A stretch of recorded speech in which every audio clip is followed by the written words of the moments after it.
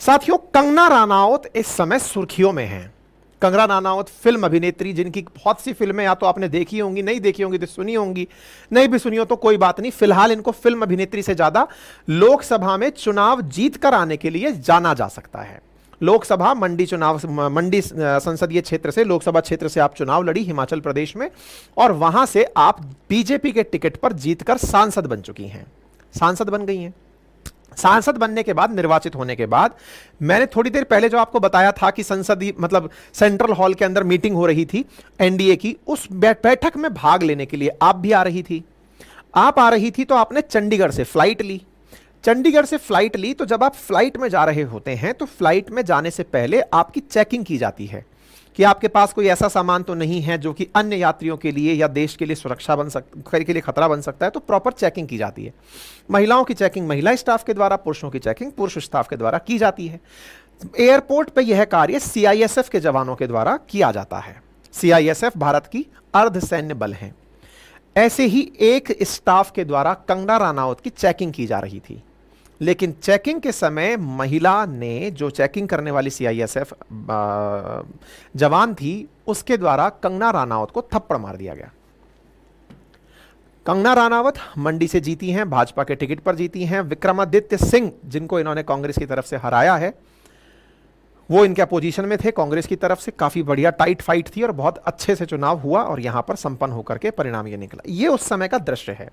कुछ इस प्रकार से एयरपोर्ट पर चेकिंग चल रही थी और ये जो महिला कर्मचारी आपको दिख रही है, ये रही, इन्होंने कंगना रनौत को थप्पड़ मारा था। यहां पर कंगना रनौत को ले जाते हुए आपको सिक्योरिटी स्टाफ दिख रहा है, और ये जो महिला है जिसने थप्पड़ मारी है, ये महिला आज सुर्खियों में है। सीआईएसएफ जवान के द्वारा थप्पड़ मारा जाना, प्रथम दृश्यता तो समझ में ऐसा लगा कि हो सकता है कंगना रनौत ने कोई बदतमीजी की होगी, जिस पर हो सकता है कि इसका पारा फूट गया होगा जवान का, हो सकता है कि एरोगेंस के कारण उसने ऐसा किया हो। लेकिन जैसे जैसे बात आगे पता चलने लगी तो पता चला कि ये जो सीआईएसएफ की जवान जिसने थप्पड़ मारा है, इसका नाम कुलविंदर कौर है, सिख फैमिली से बिलोंग करती है।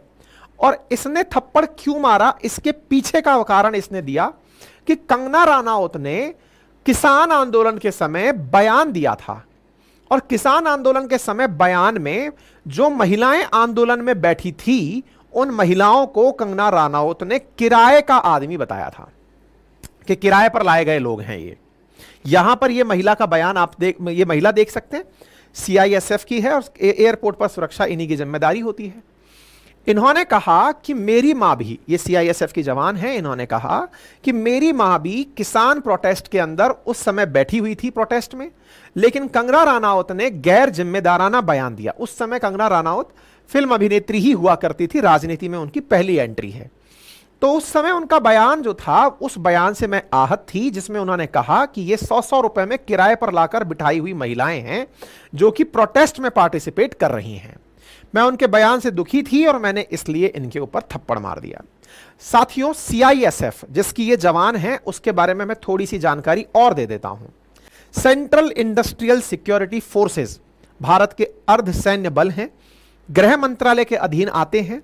यह वही सीआईएसएफ है जिसने हाल ही में भारत की नई संसद की सुरक्षा की जिम्मेदारी अपने हाथ में ली है।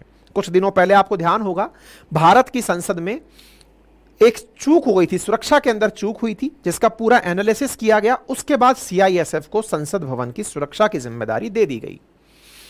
यहां तक तो प्रश्न हुआ, पूरा मामला और डिटेल में जानेंगे कि कंगना ने क्या कहा था, किस तरह से प्रतिक्रिया हुई और लोगों की क्या प्रतिक्रिया हुई। लेकिन यहां तक पहुंचते पहुंचते आपके दिमाग में एक बड़ा प्रश्न आ जाना चाहिए, और वो बड़ा प्रश्न ये है, गलती किसकी ये फैसला न्यायपालिका करे, लेकिन आपके दिमाग में एक बड़ा प्रश्न आ जाना चाहिए, और वो ये है कि सिक्योरिटी स्टाफ के द्वारा मेंबर ऑफ पार्लियामेंट को थप्पड़ मारा जाना, और वो भी एक ऐसे कारण से जिस कारण में कोई प्रोटेस्ट जिम्मेदार था, और उसकी वजह से वो अपना रिएक्शन देती हुई पाई गई। विचार कीजिए, क्या हमारी संसद के अंदर बैठे हुए सांसद, इतने सारे सीआईएसएफ स्टाफ की सुरक्षा में रहने वाले सांसद, सीआईएसएफ के ही जवानों के द्वारा अगर यह चाह लिया जाए कि हमें इन सांसदों के द्वारा किए जा रहे कार्य पर अपनी पसंद और नापसंद से निर्णय लेना है, तो क्या होगा? राजनीति करने वाले राजनीति करें, लेकिन आपको यह सवाल इसलिए सोचना है क्योंकि हमारे देश ने और पड़ोसी मुल्कों ने ऐसे बहुत से वाकये देखे हैं जब सुरक्षा बलों के द्वारा माननीय सांसदों की, प्रधानमंत्रियों की हत्या की गई है और इस हत्या के बाद सरकारें बदल गई हैं, भीषण दंगे हुए हैं।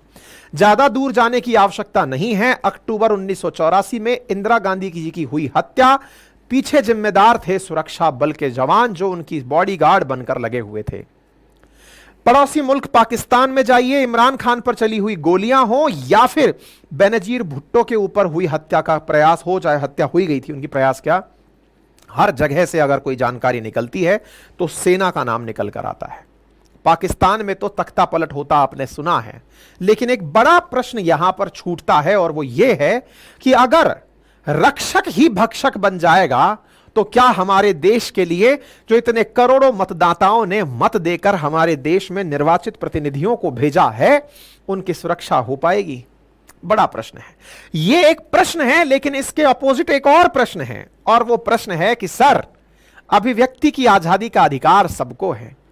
कंगना ने ऐसा क्यों बोला, उस पर क्या फैसला हुआ, यह भी तो बताइए। यह भी तो बताइए कि कंगना ने ऐसा बोला और उस महिला ने अपनी मां के ऊपर बुरा नहीं मानते, मां का बुरा मानते हुए कंगना को थप्पड़ जड़ दिया, तो यह तो उसकी अभिव्यक्ति की आजादी हुई। आप इसे क्यों सैन्य तख्ता पलट की तरफ ले जा रहे हैं? ले जा सकता हूं मैं, आपको इसके पीछे का एक तर्क सुनना होगा।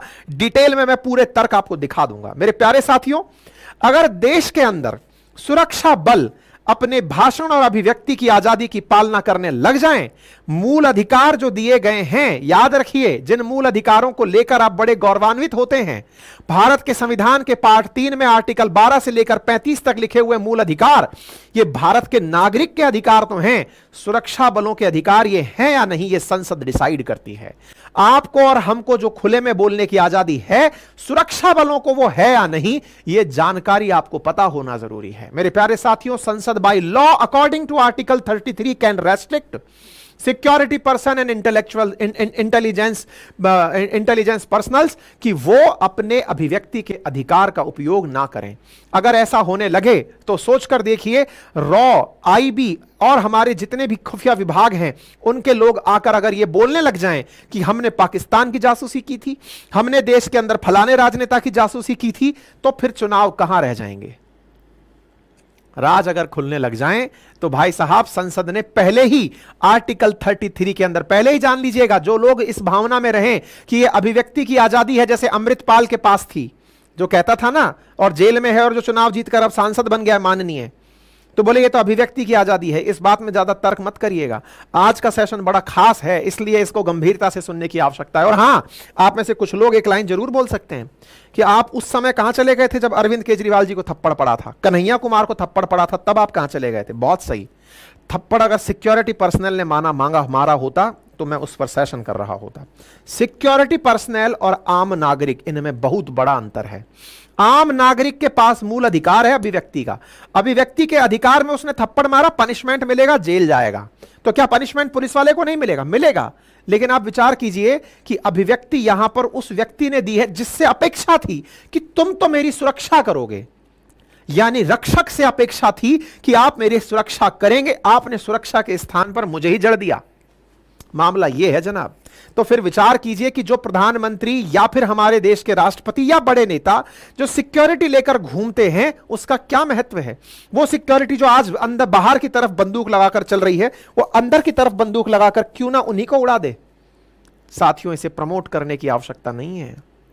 अगर हमारे देश में इस तरह से प्रवृत्ति होने लगी कि सिक्योरिटी पर्सनल्स के द्वारा, बोले ये तो उसकी अभिव्यक्ति थी, उसको गुस्सा था तो उसने निकाल दिया, गुस्सा था तो मत देकर निकालती, गुस्सा था तो नौकरी छोड़कर राजनीति में उतरती, गुस्सा था तो जाकर के केस करती, सुप्रीम कोर्ट में मामले को लेकर जाती। लेकिन अगर उसने ऐसा हरकत किया तो आप विचार कीजिए, और हमारे समाज के अंदर बैठे हुए लोग केवल इसलिए क्योंकि कंगना राणावत की पार्टी और कंगना राणावत के बारे में उनके विचार अलग हो सकते हैं, उनको लगता है कि नहीं, ये तो महिला, इसके प्रति हमारा कोई भाव नहीं है, ये राजनीतिक पार्टी से गलत संबंध है, बीजेपी से मैं तो सख्त खिलाफ हूं बीजेपी के, इसलिए इसको पिटना चाहिए। अगर आप इस बात को प्रमोट कर रहे हैं तो आप भी दूर नहीं हैं। जो आप बीज, जो कांटे दूसरों के लिए बोते हैं वो कांटे लौट कर वापस आते हैं। और इतिहास गवाह है कि समाज ने जिस चीज को प्रमोट किया है, जिस बुराई को प्रमोट किया है, वो बुराई एक दिन उसी के लिए अभिशाप बनी है। आज कंगना राणावत है, कल को कोई और माननीय सांसद होगा। मुझे बहुत अच्छा लगा कंगना राणावत के जो अपोजिशन में खड़े हुए नेता कांग्रेस के थे, उन्होंने इस घटना की निंदा की। उन्होंने साफ कहा कि नहीं, यह घटना नहीं होनी चाहिए थी। कंगना राणावत एमपी हैं और एमपी की सुरक्षा और एमपी का डेकोरम यह मेंटेन करना चाहिए था। अब आपके दिमाग में प्रश्न बहुत सारे बन रहे होंगे कि कंगना राणावत ने जो बयान दिया था वो क्या था, उसके ऊपर क्या कार्रवाई हुई, क्या चल रहा है। आइए सारी बातें बताते हैं, लेकिन आप विचार कीजिएगा कि आप किस तरफ इस दुनिया को देखना चाहते हैं। आप जहां भी हैं, आप जैसा देश चाहते हैं, आप जैसे हैं, देश वैसा बनता है। अगर आप एडमायर कर रहे हैं आज सुरक्षा बलों को यह करने के लिए, तो विचार करिए कल को कोई और सुरक्षा बल का, आपको उस दिन कितना बुरा लगा था जब एक भारतीय सैनिक ने वीडियो बनाकर यह दिखाया था कि हमारी सेना में हमें कैसा खाना खिलाया जा रहा है। हमें बहुत अच्छा लगा उन लोगों को, विशेष रूप से जो भारतीय सरकार के अपोजिशन में थे, कि देखो सैनिकों के साथ क्या बुरा हो रहा है, क्योंकि वोट बैंक की लड़ाई है। लेकिन उन लोगों को बहुत बुरा लगा कि यार हमारी बातें दुनिया के देश कर रहे हैं कि देखो भारत के सैनिकों का क्या हाल है। हमारे वो सैनिक साथियों जिन्होंने लाल बहादुर शास्त्री जी के नेतृत्व में जब देश के लिए युद्ध लड़ा, तब एक वक्त के भोजन के साथ युद्ध लड़ा। हमारे वो सैनिक जो कि भोजन को केवल इसलिए कि बस जीने भर का चाहिए और बॉर्डर पर जाकर के देश की सुरक्षा किए, उन सैनिकों से यह अपेक्षा की जाती है कि राष्ट्र आपका सम्मान कर रहा है, क्योंकि आप राष्ट्र की आबरू हैं, आप राष्ट्र की आन बान शान हैं, आप राष्ट्र के साथ कुछ ऐसा नहीं होने देंगे, आप खुद ही बेड़ बनकर खेत को नहीं खाएंगे। यह बहुत इंपॉर्टेंट है। खैर चलिए थोड़ा सा इस मामले को और आगे लेकर चलते हैं और आपको बताते हैं कि कौन क्या है। तो साहब हमने बता दिया कंगना राणावत को कुलदीप सिंह, ये जो कुलविंदर सिंह जो है, कुलविंदर कौर नाम की सीआईएसएफ की जवान है जिसने थप्पड़ मारा है, इसके परिवारजनों का कहना है कि हम उसके साथ हैं, कुलविंदर कौर के साथ हैं, क्योंकि उन्होंने अपनी माता के बारे में गलत सुना था। ठीक है, परिवारजनों के पास में ये थॉट नहीं होगी कि इस बात के मायने क्या हो सकते हैं। आज के लिए समाज के बहुत से लोग उनके साथ आ गए हैं कि उन्होंने किसानों के बारे में गलत बोला, इसलिए उन्होंने साथ कुलविंदर ने ऐसा किया। और एक सवाल बड़ा उठता है कि अगर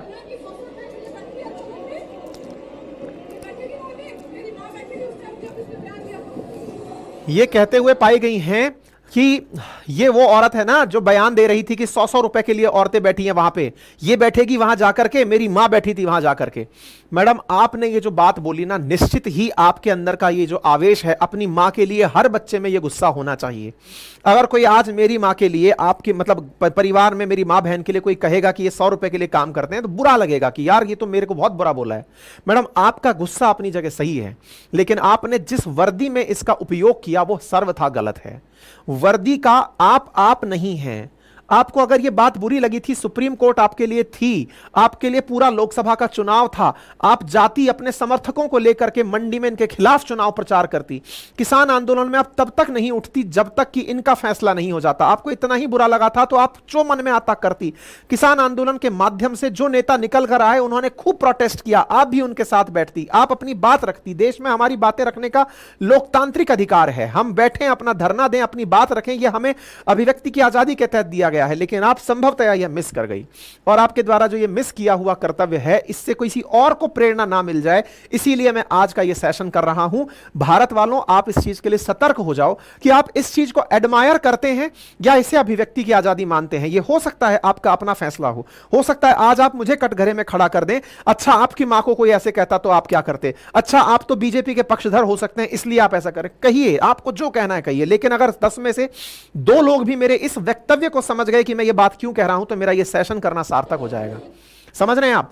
बाय द वे मैं आपको याद दिला दूं, वही फार्मर प्रोटेस्ट जो वर्ष जब 2020 के अराउंड हुए थे, जब प्रधानमंत्री के द्वारा 3 कानून लाए गए थे, जिन कानूनों को काला कानून बताया गया था, उसके एवज में हरियाणा पंजाब के बहुत से किसानों ने प्रदर्शन किया था, विरोध प्रदर्शन किया था, और उस समय पर विरोध प्रदर्शन में सरकार को झुकना पड़ा था। और उन विरोध प्रदर्शनों के दौरान बहुत सारे लोगों के द्वारा गैर जिम्मेदाराना बयान दिए गए थे, जिनमें से कंगना राणावत भी एक हैं। इन्होंने अपना एक ऐसा बयान दिया था जिसके चलते इनके ऊपर केस होना चाहिए, और केस हुआ।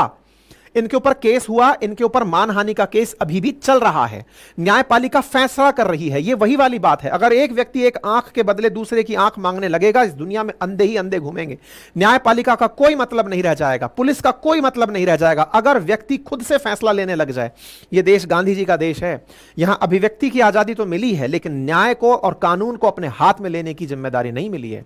न्याय जनता नहीं कर सकती, इसके लिए पुलिस और न्यायपालिका है, आपको उसके ऊपर विश्वास रखना होगा। अगर ये जिस दिन आपने रास्ता हटा दिया कि नहीं हम ये नहीं मानेंगे, फिर तो अनारकी ही अनारकी होगी ना, फिर तो मतलब ही नहीं है। उस दौरान बहुत से लोगों के द्वारा ऐसे बयान दिए गए जिसमें किसानों को टेररिस्ट कहा गया। ये बहुत गैर जिम्मेदाराना बयान थे, जिसकी वजह से किसान बहुत आहत हुए, हमारे देश का अन्नदाता आहत हुआ कि नहीं आप हमें ऐसा नहीं कह सकते। किसानों के साथ साथ बहुत सारी महिलाओं ने प्रोटेस्ट किया, क्योंकि वो ये मानते थे कि अगर ऐसा कानून आया तो उनके अधिकार छिन जाएंगे। लोग सड़कों पर आए और उनके प्रोटेस्ट हुए। उन प्रोटेस्ट के दौरान कंगना रनौत ने एक बहुत ही बेहुदा बयान दिया, और वो बयान था एक महिला के ऊपर, और एक महिला जो कि एक बुजुर्ग महिला थी। उन दो महिलाओं को देखकर कंगना रनौत कंफ्यूज हुई होंगी, ऐसा लगा। ऐसा क्यों लगा? क्योंकि 6 मिनट बाद ही उन्होंने अपना यह ट्वीट डिलीट कर दिया था। क्या था मैं आपको बताता हूं। असल में आपको मालूम होगा उससे कुछ समय पहले ही सीएए को लेकर, सिटीजनशिप अमेंडमेंट एक्ट को लेकर प्रोटेस्ट चल रहे थे इंडिया में। शाहीन बाग का प्रोटेस्ट अगर आपको याद हो तो शाहीन बाग में एक महिला जो थी ना वो बहुत हिट हुई थी, एक बुजुर्ग महिला थी जो बहुत हिट हुई थी, जो कि आपको तस्वीरों में दिखाई दे सकती हैं। ये शाहीन बाग की जो महिला है ना, इनको दुनिया भर के अखबारों में छापा गया था कि देखो एक महिला सड़कों पर है, बुजुर्ग महिला, और जो अपने अधिकारों के लिए सड़कों पर है, दिस इज ट्रू डेमोक्रेसी। साथ में एक और महिला, पंजाब किसान आंदोलन जब हुए उस समय सुर्खियों में आई। अगर आप इन्हें देखें, ये महिला और ये दोनों महिलाएं दिखने में बुजुर्ग हैं, लेकिन इन्हें एक ही मान लिया गया। किसने? कंगना रनौत ने। कंगना रनौत ने इनकी मोकरी करते हुए ट्वीट किया था उस समय, और वो लिखा था, शी इज द सेम दादी who featured in Time magazine for being the most powerful Indian and she is available in 100 rupees. Pakistani journals have hijacked international PR for India in embarrassing way. We need to our people to speak for this internationally. और हाँ, इन्होंने एक tweet और लिखा, No one is talking about because they are not farmers, they are terrorists who are trying to divide India so that China can take over our vulnerable broken nation and make Chinese colony much like USA. Sit down you fool, we are not selling our nation. तो इन्होंने इन लोगों को terrorist भी कहा। कंगना के ये जो 2 बयान थे, किसानों को टेररिस्ट कहना, अपनी मांगों के लिए सड़कों पर आए हुए लोगों को टेररिस्ट कहना, और महिला को 100 रुपए में उपलब्ध होना, ये दोनों बातें बहुत ज्यादा तरीके से किसानों को आहत किए थे, जिसकी वजह से और मतलब प्रोटेस्ट भड़का था। लोग इस पर विरोध करने के लिए सड़कों पर आमादा हुए थे। इन 2 बयानों के चलते इनके ऊपर ऑलरेडी मानहानि का केस चल रहा है। यह मामला अभी भी चल रहा है, कोर्ट के अंदर यह मामला है। ऐसी स्थिति में मतलब मानहानि का केस किसान है मोहिंदर कौर, इन्होंने कंगना के खिलाफ मामला दर्ज कराया और यह मामला कोर्ट में चल रहा है। This is the right way कि आप कोर्ट में इस मामले को लेकर जाएं। लेकिन इसी मामले के अंदर जिन महिलाओं पर यह टिप्पणी की गई, ये दादी जो हैं, ये उस सीआईएसएफ के जवान की मां नहीं है। बहुत सी महिलाओं को जो 100 रुपए में जोड़कर नाम दिया गया, उनकी वजह से, ये जो महिलाएं थी उनकी वजह से ये सीआईएसएफ की जवान आहत हुई, और उसने कहा कि इन्होंने ऐसा बयान दिया था, मैंने उसका बदला ले लिया। परिणाम क्या निकला? परिणाम जो है वो आपके सामने है। इन्होंने अपनी तरफ से फिर अपना बयान देते हुए कहा, क्या बयान देते हुए? कंगना रनौत ने कहा कि मेरे साथ मेरे कुछ शुभचिंतकों ने मेरे बारे में पूछा, और मैं बस सबका ध्यान इस तरफ ध्यान दिलाना चाहती हूं कि पंजाब के अंदर टेरर और वायलेंस इंक्रीज हो रहा है। फिर से इन्होंने पंजाब को टारगेट करते हुए अपना ट्वीट इस चोट के बाद जब इनके साथ हुआ तो कर दिया। अर्थात ये बार बार कह रही हैं कि पंजाब में टेरर स्थान ले रहा है, वायलेंस स्थान ले रहा है।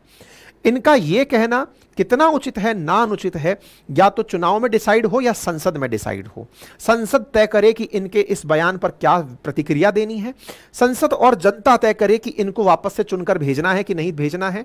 लेकिन पब्लिक रिएक्शंस दुनिया भर के क्या रहे, अब आप वो जान लीजिए।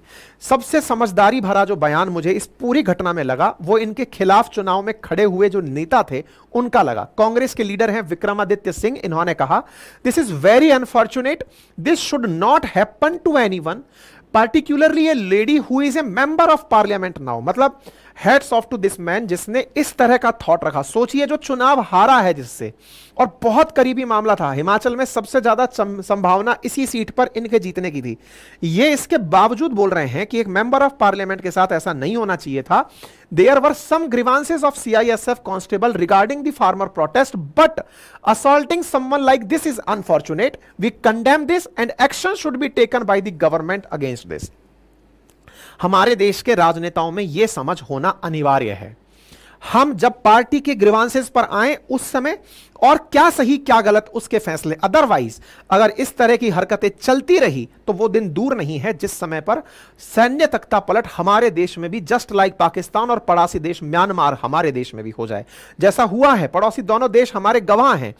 इन दोनों जगहों को देखकर हमें लेसन लेने की आवश्यकता है। हालांकि नेशनल कमीशन फॉर वुमेन ने इसके ऊपर अपनी तरफ से प्रतिक्रिया दी है, डायरेक्टर जनरल को लिख करके सीआईएसएफ को इसके बारे में सस्पेंड करने की बात की है, लेकिन जनाब इन पर प्रतिक्रिया के साथ साथ राजनीति भी जगह लेने लगी। अब ये जो राजनीति जगह इस समय ले रही है, ये जो डायलॉग दिया है ये मनविंद वो हैं हरसिमरन कौर बादल हैं।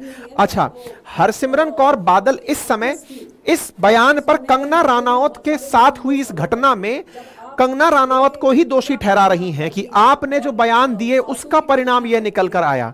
मैडम जी आप फिर भूल गई हैं, आप अगेन मतलब वही राजनीति कर रही हैं।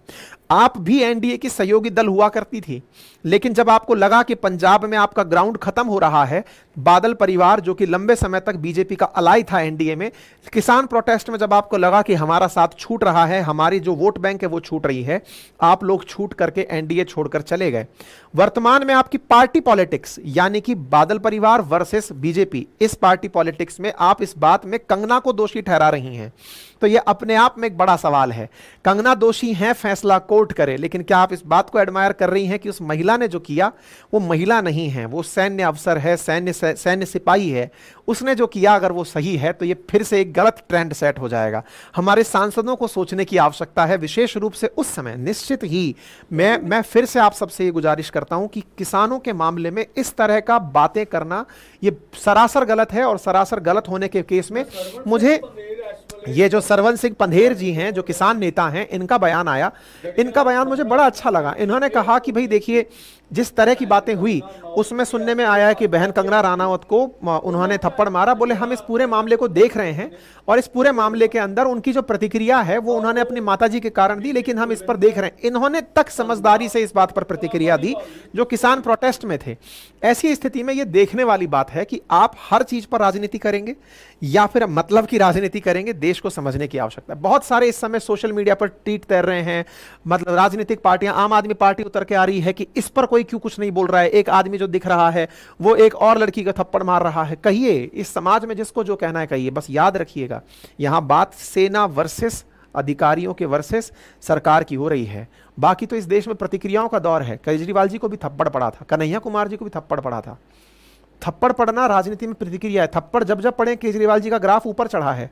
केजरीवाल जी सीएम बनकर आए, थप्पड़ खा के, शाई फेंक करके, ये ऊपर चढ़ के आए। लोगों का कभी भी इन्होंने कोई गुस्सा नहीं किया। ठीक है, प्रतिक्रिया है, दो प्रतिक्रिया में खैर आप इस चीज को कैसे लेते हैं आप कमेंट बॉक्स में जरूर बताइएगा। मैंने आपको जो ये बात बताई ये केवल इस याद में बताई कि इंदिरा गांधी जी को हमने एज ए प्राइम मिनिस्टर खोया है जब सिक्योरिटी स्टाफ ने उन पर गोलियां चलाई हैं। आपको ये समझना होगा और ये बहुत गंभीर विषय है। इस विषय पर आप क्या सोचते हैं आप जरूर बताएं। और साथियों, आर्टिकल 33 जो भारत के संविधान में आर्म्ड फोर्सेस के फंडामेंटल राइट को लेकर के है, जिसमें यह कहा हुआ है कि पार्लियामेंट आर्म्ड फोर्सेस के फंडामेंटल राइट को कम करने के कानून बना सकती है, यानी उनकी अभिव्यक्ति अलाउड नहीं होती है। ठीक है, बाकी आप इस विषय पर क्या सोचते हैं अपनी राय कमेंट बॉक्स में जरूर बताएं। फिलहाल के लिए इतना ही। जानकारी पसंद आई हो तो साथियों के साथ साझा करें। सेशन में नए हैं, चैनल पर नए हैं तो चैनल को सब्सक्राइब कर लें। और हां, जैसा मैंने आपसे कहा, अपनी पाठशाला एप्लीकेशन पर, जैसे मैंने आज पॉलिटी का बहुत सारे टाइटल डिस्कस किए, हिस्ट्री के टाइटल डिस्कस किए, ये सारी चीज़ें मैंने पढ़ा रखी हैं अपनी पाठशाला एप्लीकेशन पर, जो जीएस फाउंडेशन का बैच है आप लोगों के लिए मात्र 1499 में रिकॉर्डेड। आप वहां से जाकर उसे पढ़ लें, पूरी 1 साल की वैलिडिटी के साथ उपलब्ध है। ठीक है, अपनी पाठशाला एप्लीकेशन का लिंक कमेंट बॉक्स में दिया गया है, आप वहां से जाकर उसे एक्सेस कर सकते हैं। और हमारे जो नोट्स हैं, जैसे मान लीजिए कि राज व्यवस्था, इंडियन पॉलिटी का जो मैंने आज आपको बातें बताई हैं, आर्टिकल 71-75 के बारे में मैं जब चर्चा कर रहा था, तो वो सारी चीज़ें देखिए, ये अपने हाथ से प्रॉपर नोट्स बना करके यहाँ पर लिखिए। पता नहीं आपको दिख रहा है कि नहीं दिख रहा है, ठीक है ना। आर्टिकल 75 क्या कहता है ना, भारत के प्रधानमंत्री को लेकर के क्या जानकारी है, आर्टिकल 74 क्या कहता है, ये सारी जानकारियाँ हैंड रिटन नोट्स हैं, ये बहुत ही खूबसूरत। आप इनको अपने लिए ऑर्डर कर सकते हैं, ठीक है ना। बहुत ही बेहतरीन नोट्स हैं। जैसे ये है ना, ऐसे कुल मिलाकर के 6 नोट्स हैं। जैसे ये इकोनॉमिक्स का, आप इकोनॉमिक्स के नोट्स देखिए, इतने बेहतरीन नोट्स आपके लिए प्रिपेयर किए गए हैं, इतने हैंड रिटन प्यार से लिखे हुए नोट्स हैं। आप इनको घर पर मंगाएं। मात्र 1999 में 6 किताबें हैं, 3000 पेजेस से अधिक नोट्स हैं, लेकिन पढ़ने में मजा आ जाएगा, बिल्कुल व्यवहारिक भाषा में लिखे हुए हैं। आप इन्हें ऑर्डर कर सकते हैं। जो हम क्लास में पढ़ाते हैं वही ये सारे नोट्स हैं जो आपके लिए उपलब्ध हैं। ठीक है, चलिए, थैंक यू सो मच, अपना ख्याल रखें।